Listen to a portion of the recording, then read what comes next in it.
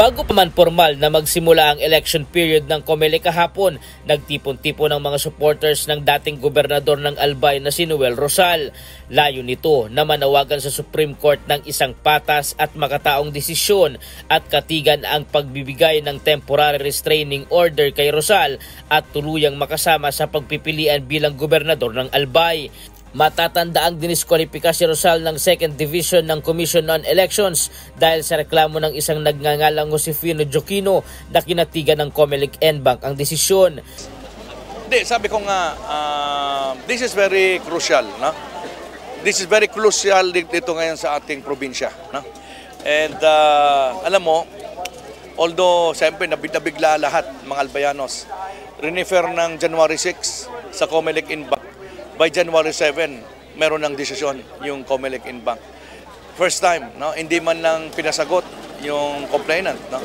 Nakiisa din sa nasabing prayer rally ang mga kilala at prominenteng mga politiko sa Albay. Kasama sa mga tumatayo para suportahan si Rosal ang isa din sa mga dating nanungkulan bilang gobernador ng Albay at ngayon ay Ligao City Mayor Fernando Gonzales.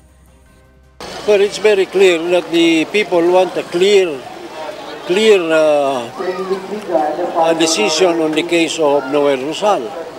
They would like to see that all the facts have been looked into very well and that the judgments would be fair.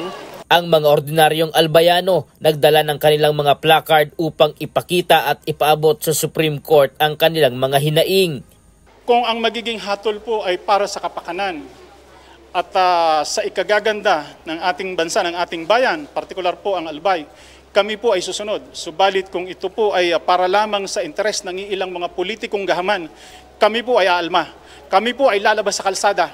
Kami po ay lalaban sa pinakamataas na anyo ng paglaban. Gagawin po namin yan.